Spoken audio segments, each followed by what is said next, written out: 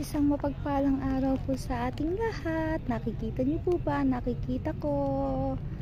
Ang gaganda po ng mga flowers na ito. Nakakaaliw po ang itsura. Sana po kayo din po ay maaliw pag nakita ito.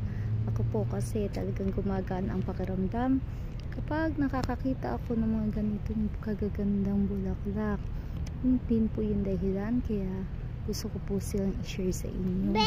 Kung may flower lovers din po na kagaya ko sa inyo, alam ko na maaaliw din po kayo. Emma? Emma non lo so, non vieni Emma, anche Pietro non vieni. Non vieni. Ecco perché noi siamo qui. Facciamo la passeggiata e anche la tata guarda bene i fiori. Ti piace anche tu? Ti piace solo i gialli?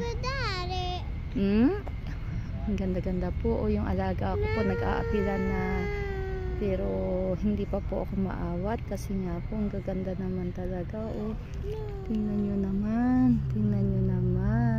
kung gaano sila kagaganda. Siguro kung kayo nandito sa lugar na ito, sobrang maa-amaze din po talaga kayo. So yun lang po.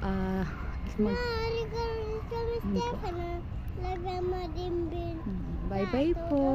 Thank you so much po for watching. God bless po.